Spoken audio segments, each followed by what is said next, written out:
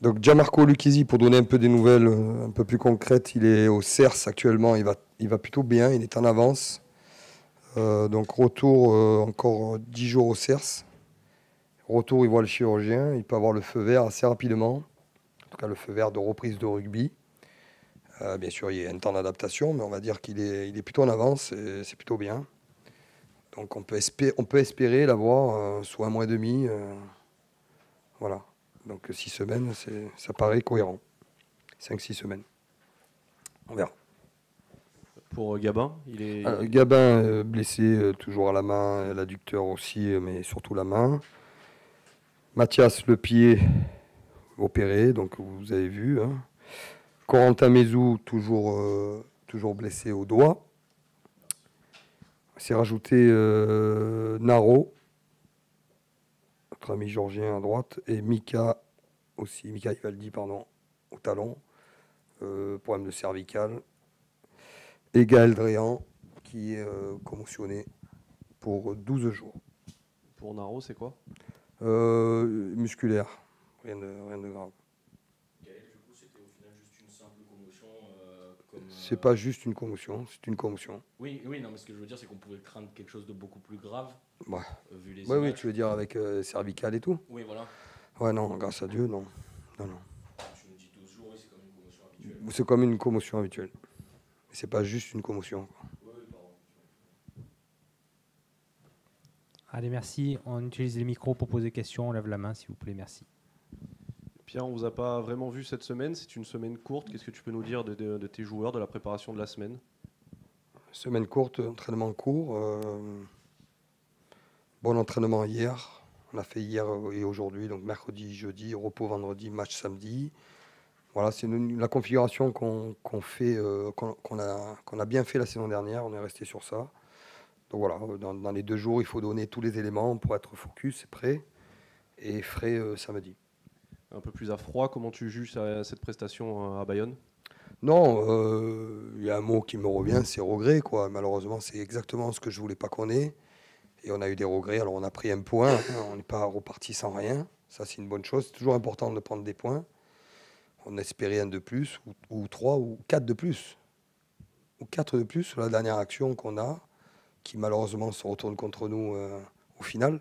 Si le ballon passe, il y a de fortes chances pour qu'il y ait un essai et 3 essais de plus. Malheureusement, on ne le fait pas. J'ai envie de dire, est-ce qu'on le méritait? Peut-être pas.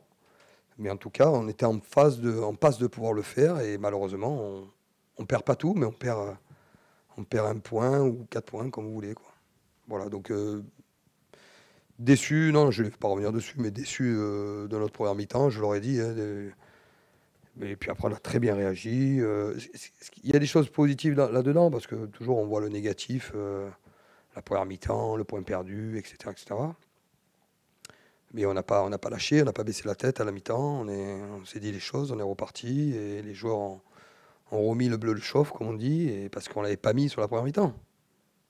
Voilà, et ça je l'accepte pas. Je l'accepte pas, à 4e journée, faire une entame comme ça.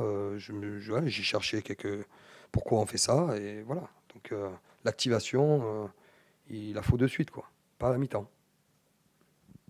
Maintenant, place à Pau à la maison. Qu'est-ce que tu peux nous dire traditionnellement de cette équipe de Pau? Ben écoute, c'est une équipe fidèle à elle-même. Je parle sur le plan du jeu, une équipe qui a un jeu en place depuis quelques années, qui aime avoir la possession, qui est très très très joueuse et qui joue très très bien au rugby. Ils sont premiers, co-leaders, donc tout est dit. Hein. Aujourd'hui, Pau, on reçoit une très très grosse équipe, on attend un gros match samedi. Quand on affronte une équipe joueuse comme ça, comment on fait pour l'empêcher de jouer, justement? Ouais, je vais pas tout te dire, mais c'est sûr que c'est une équipe qui te pose énormément de problèmes. Pourquoi? Parce que ils dominent les collisions déjà. Ils portent beaucoup le ballon, c'est-à-dire que si tu leur donnes beaucoup le ballon, ils vont pas trop te le rendre ou te le rendre sous pression. Donc, équipe à la fois intelligente. Donc nous, on a prévu des choses et je vais les voir samedi après-midi, quoi. Charles pourrait faire son premier match de la saison samedi. Dans quel état d'esprit il est actuellement? Il est excité, il est content, on lui a laissé le temps de revenir. Je crois qu'avec Charles, franchement, je suis heureux pour lui, et heureux pour nous, mais heureux pour lui. Quand tu vois des joueurs te blesser comme ça, en pleine saison, je crois que c'était, je ne sais plus quelle journée, louper les phases finales, enfin, il a vraiment eu dur. Mentalement, c'est pas facile quand c'est une blessure que tu as déjà connue. Franchement, je suis très heureux qu'il revienne, mais en même temps, je pense qu'il a gagné aussi en crédibilité pour la suite. Il faut le prendre aussi positif. Il a bien travaillé. Je pense qu'il va jouer encore plus longtemps. J'espère pour lui. Il est frais, il est en forme. Voilà, il faut lui laisser le temps de se réadapter, on va dire, au match. Mais en tout cas, on est très très heureux. Je suis heureux pour lui. Quand tu dis on lui a laissé le temps, ça veut dire quoi? C'est du dialogue avec lui toutes les semaines pour savoir comment répondre vraiment? Non, c'est pas plus avec lui qu'avec Gianmarco, ouais, qui sont les blessures, on va dire, identiques ou similaires. Avec tous les blessés, c'est important que vous le sachiez, on organise un staff. Ce qu'on appelle un staff, il y a le coach, il y a le ou les préparateurs physiques, il y a le médecin, la kiné en chef avec Sandrine, et bien sûr le joueur. Et là, on organise un plan, voilà, un plan des fois, pas des fois, à 6 mois, 7 mois, et qu'on réajuste par moment, mais en tout cas avec des décisions fortes, des temps de repos pour avoir de la fraîcheur, les temps de récupération, les temps de travail très durs, le CERS ou pas, etc. Et voilà, et ça donne beaucoup de confort aux joueurs de savoir où il va, comment il y va, et garder au maximum les timings prévus. Bien sûr, en accord avec les docteurs et les chirurgiens. Et au-delà de ses qualités sur le terrain, qu'est-ce que son retour au sein vraiment de l'équipe, du groupe, peut amener pour les autres également? Non, mais le retour de Charles, c'est toujours une bonne chose. Vous doutez bien sur l'impact du groupe, sur l'impact qu'il peut avoir sur les autres. Mais là, je lui ai dit, il faut qu'il pense à lui, là, hein, parce que c'est un retour de plusieurs mois. Et donc, il faut absolument le laisser tranquille. Il ne sera pas capitaine demain. Voilà, donc voilà. Il faut qu'il prenne du plaisir, qu'il retrouve les sensations, et puis c'est tout. Que les joueurs qui sont sur le terrain l'aident à bien revenir, ça sera déjà une bonne chose. Pierre, il y a World Rugby qui a annoncé des nouvelles directives là, hier ou avant-hier, je ne sais plus, avec notamment le fait pour un joueur de ne pas disputer plus de 30 matchs dans une saison. On sait que ça peut arriver vite, 30 matchs. Est-ce que c'est quelque chose, toi, qui t'impacte? Est-ce que c'est quelque chose dont tu faisais déjà attention avant ou que tu vas faire plus attention à ça? Je ne l'ai même pas vu. Encore une règle? Bientôt. C'est vrai? Je ne savais pas. C'est pas acté, d'accord. Non. D'accord, bon, alors, ils en parlent, c'est pas pareil. D'accord, parce que j'ai pas vu un arrêté clair et définitif. Moi, je suis pour la protection des joueurs à 100%. Après, ils vont pas me dire qui va jouer dans mon équipe. D'accord, il n'y a personne qui va me le dire. Donc, maintenant, si c'est pour le bien du joueur, effectivement, on parle de 30 matchs. Moi, j'ai joué des saisons à plus de 30 matchs. C'est bon, c'est bien, mais comment dire? Si on nous l'impose, on le fera. Mais j'ai pas besoin de ça. Je sais très bien que dès qu'on dépasse un certain temps de jeu, mais parfois tu peux pas trop faire autrement, ou c'est compliqué avec les blessures, ou tu vois. Voilà. Donc 30 matchs, est-ce que c'est tout compris, c'est ça? Ouais. Donc est-ce que le joueur est un joueur international? Est-ce que il y a plein de, tu vois. Donc pour moi, c'est ce qu'on fait déjà. On s'adapte. Franchement, on essaye de faire au mieux de manager les joueurs internationaux bien sûr, mais aussi les autres. Et puis des fois, on n'a pas trop le choix. Hein. Voilà. On fait comme on peut.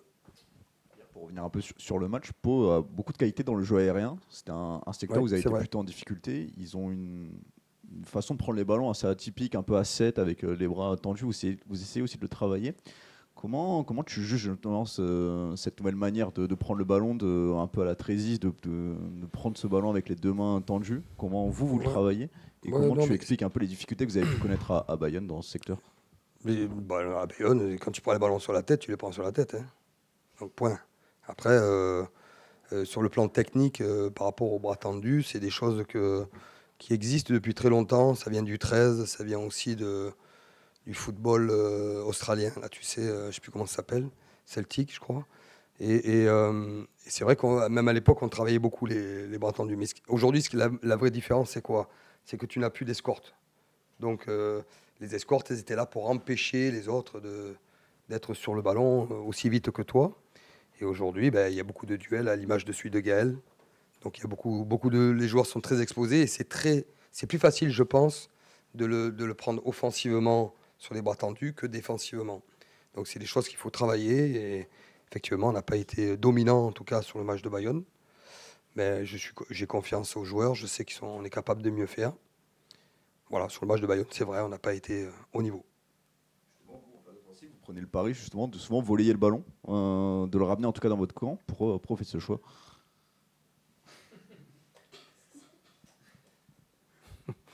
Mais il n'y a que nous qui font ça. Non, mais vous, c'est une constante. Vous essayez pas de le... On va pas donner tout ce qu'on fait, mais si tu veux... Non, mais je pense que tout le monde le voit. Si moi je le vois, tout le monde le voit. Je pense que même les staffs adverses le voient. Tu es un bon technicien. Non, pas du tout. Mais on essaie de le volley, c'est pas qu'une question de volley le ballon, c'est une question de timing aussi. En fait, les joueurs, quand ils sont un peu en retard, il vaut mieux, effectivement, certainement le volley que d'aller essayer de le chercher à deux mains. Puis, comme je te disais, quand tu le volley, forcément, tu as une distance de bras, tu vois, en fonction du jump, qui est forcément plus facile. Voilà, donc c'est d'ordre technique, on peut en débattre des heures, mais n'empêche que les joueurs les plus aériens sont le plus à l'aise dans cet exercice, et ça se travaille, ça se développe aussi. Je vais revenir aussi sur la mêlée aussi. Vous êtes plutôt très performant dans ce secteur de jeu, un peu une constante par rapport à l'année dernière. Vous êtes quasiment la seule équipe qui ne s'est pas aussi fait prendre sur cette nouvelle règle des bras cassés avec une introduction au pas droit. Toi, tu as été concerné pendant longtemps sur ça. Est-ce que tu en as parlé avec tes neufs et qu'est-ce que tu penses de cette nouvelle règle? Oui, j'en ai parlé avec les neufs, mais c'est surtout Brick, le travail de Brick, Eric Dasmartini, pardon, qui fait travailler énormément les joueurs à la connexion entre le talon, bien sûr le talon, les piliers, et puis surtout le neuf par rapport à ce que tu dis sur l'intro. Voilà, écoute, j'espère que ça va continuer, ne porte pas la poisse. On essaye d'être propre, que ce soit sur la mêlée, de donner une bonne image. Les joueurs font le maximum, ils travaillent dur pour ça. Voilà, on n'est pas toujours récompensé. Hein. Ce week-end, la première mêlée, on n'a pas été récompensé, hein, me semble. Donc voilà, mais c'est un secteur que, bien sûr, qu'on veut travailler, qu'on est fier ici à Toulon. De quoi? De l'intro? Bah écoute, je pense que on peut avoir une intro, il faut pas tomber dans le, comment dire, dans le truc au millimètre près, parce que ça serait, j'ai vu des intros se sanctionner sur les 2 premières journées, comme d'habitude, où c'est l'excès, c'est-à-dire que vraiment, tu vois pas vraiment la différence entre une bonne intro et une mauvaise intro. Quand c'est trop en travers, il faut prendre, voilà. Et quand moi je trouve quand c'est limite, voilà, on joue, sinon on va pas jouer une mêlée, quoi. Donc voilà, moi je suis plutôt content de mes neufs qui continuent, quoi. Merci, on est bon? Merci à vous. Allez, merci.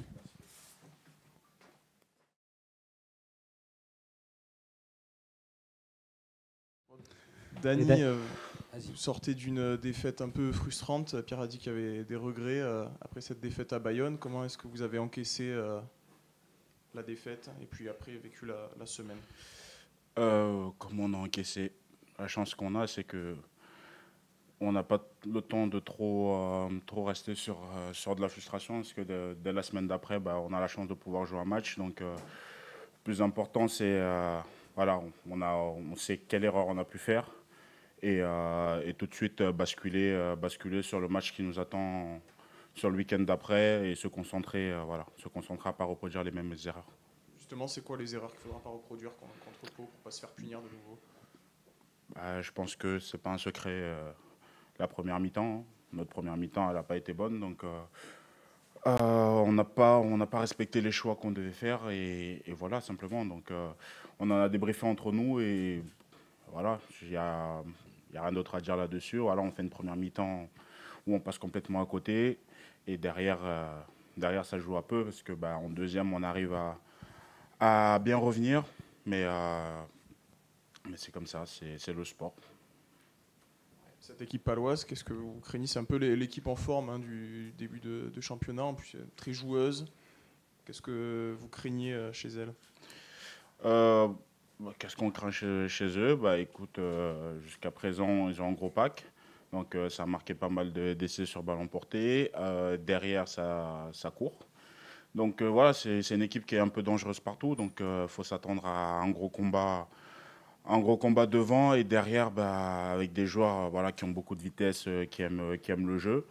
Voilà, aujourd'hui, ils ont pas mal d'internationaux derrière. Donc il faut s'attendre à avoir une équipe voilà, qui va venir avec des intentions et ils ne s'en cachent pas. Donc voilà, on le sait. Pour mener ce combat, vous aurez normalement le retour de Charles. Oui. Qu'est-ce que ça vous a amené au-delà de ses qualités de joueur, vous en tant qu'équipe, son retour et son leadership?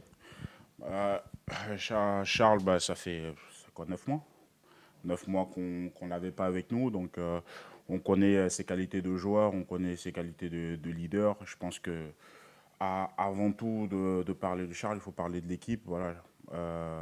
Charles, il est là au service du collectif. On connaît tous ses qualités. Et là, voilà, c'est nous l'accompagner sur son retour. On est content de l'avoir avec nous et je pense que tout le public sera content de le retrouver aussi. Donc maintenant, c'est l'accompagner sur ce match de reprise pour qu'il se sente le plus à l'aise et qu'il retrouve vraiment le collectif. Toi qui as fait la prépa avec le groupe, tu te sentais comment sur les dernières semaines? T'es impatient à l'idée de reprendre? Qui est Charles? Ouais. Je pense que oui. Hein. Il était, voilà, on en parle tous les jours. Je pense que ça fait 2 semaines qu'il ronge un peu son frein parce que on lui dit qu'il peut revenir. Après, il savait pas trop. Après, voilà, c'est les sensations aussi. Il faut qu'il écoute son corps. Donc, je pense qu'il est assez grand pour savoir quand est-ce que son corps lui dit il peut ou il peut pas. Donc là, je pense qu'il se sent à 100% pour pouvoir revenir et il en a discuté avec le staff. Et voilà, il s'avère que ce week-end, il sera sûrement là. Par rapport à ça, est-ce que ça peut vous donner un supplément d'âme quand il y a un coéquipier qui revient depuis très longtemps, après plusieurs mois de compétition? Est-ce que dans le groupe, vous en parlez entre vous? Est-ce que, je sais pas, avant d'aller à Mayol, tu as une petite pensée pour un mec qui n'a pas été là depuis 9 mois, tu as envie de faire un peu mieux? Est-ce que ça peut jouer un peu dans gros? Oui, c'est quelque chose qui peut jouer pour nous, pour s'apporter. Pour s'apporter voilà, ce supplément d'âme que tu dis, jouer pour ce mec, pour jouer pour son retour, l'accompagner. Donc voilà, c'est toujours mieux de revenir avec une victoire que de repartir avec une défaite. Donc je pense que voilà, on va travailler pour nous, on va travailler pour lui. Et justement, je pense que le plus beau cadeau qu'on peut lui apporter sur ça, c'est d'essayer de ramener des points de chez nous, quoi.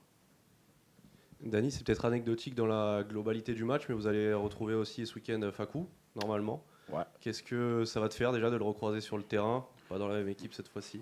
Oui, je le recroiser sur les terrains, ça va être bizarre. Ça va être bizarre, voilà, ça faisait 3 ans que je joue avec lui. Fakou, voilà, c'est un ami, on connaît ses qualités, il ne va pas nous faire de cadeaux. Hein, donc, mais on est amis en dehors, mais sur le terrain, on ne sera pas très amis pendant le match. Donc on sait très bien que quand il va prendre le ballon, il faudra se mettre en face et bas, parce que sinon tu risques de te retrouver 10 ou 15 mètres derrière.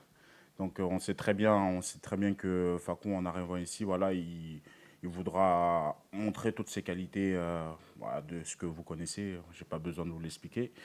Donc on est prêt. On est prêt à l'accueillir comme il faut et je pense que le public sera content de le retrouver aussi, même s'il est en face. Est-ce que tu as échangé avec lui dans la semaine ou On l'a vu la semaine dernière, il est venu nous voir à Bayonne. Donc on a échangé, on le dit à la semaine prochaine et on va bien s'amuser. On est bon? Parfait. Pas trop long? Ah, c'est parfait. On essaye. Ben, tu as fait ton retour à la compétition dimanche dernier contre Bayonne. Comment est-ce que tu as vécu la rencontre? Au final, perdu de peu, donc un peu de frustration, j'imagine. Oui, c'était un petit peu frustré, mais especially après quand on joue, après 10 minutes, c'était pas parfait, mais ça c'est la vie. Je crois c'était un petit peu compliqué dans les premières 23 minutes. On n'est pas le pas bon balle vite. C'était un petit peu compliqué là, mais je crois on monte dans le match et après le mi-temps, on était mieux dans l'attaque avec la vitesse, avec l'accuracy, avec le ballon. Et comme ça, on gagnait le score un petit peu. Et c'était presque dans le dernier de le match. Donc, c'est pas facile à jouer à Bayonne, mais un peu dans le dernier moment, oui, bien sûr, c'était frustrant. À quoi il faudra faire attention ce week-end contre Pau, qui est un peu l'équipe en forme du début de championnat? Oui, c'est une équipe qui joue très bien pour le moment. Elle joue beaucoup avec le ballon à l'extérieur, avec le ballon. Ils jouent côte à côte. Et pour le moment, c'est une équipe qui joue très excitée en attaque. Mais pour nous, c'est une grande opportunité. Monter le level de physicalité. On peut garder le ballon un petit peu plus. C'est parfait pour nous quand on attaque avec le ballon, avec notre vitesse, avec notre accuracy. Je crois que c'était un bon match pour nous contre une équipe qui aime le ballon. Si on peut garder le ballon un petit peu plus et on peut attaquer un petit peu plus, c'est parfait pour nous. Il y a Charles qui va faire son retour normalement avec vous. Qu'est-ce qui vous apporte au quotidien et qu'est-ce que son retour peut vous apporter en tant qu'équipe? C'est énorme pour toute l'équipe. Pour le club, pour le soutien, il est un très grand joueur qui peut jouer à très haut niveau. À jouer avec Charles, c'est un honneur. Pardon. Oui, c'est un honneur. Il est un très bon joueur. Quand tu joues avec lui, tu as plus de confiance, plus d'énergie parce qu'il est une personnalité énorme pour l'équipe. Donc, oui, je suis content pour lui à Réveillon à le week-end et j'espère qu'il peut jouer bien. Impatient de revenir, Charles? Oui, juste l'énergie dans l'entraînement et pour le match. Oui, bien sûr, c'est très long quand tu fais un ACL, c'est 8 mois, c'est dur. Quand tu reviens avec l'équipe, tu as un petit peu plus d'énergie et quand tu es prêt à jouer à le week-end, c'est énorme pour le groupe, mais aussi pour lui. Oui, il est très professionnel, il est très bon mec. J'espère que c'est bon pour le retour à le week-end.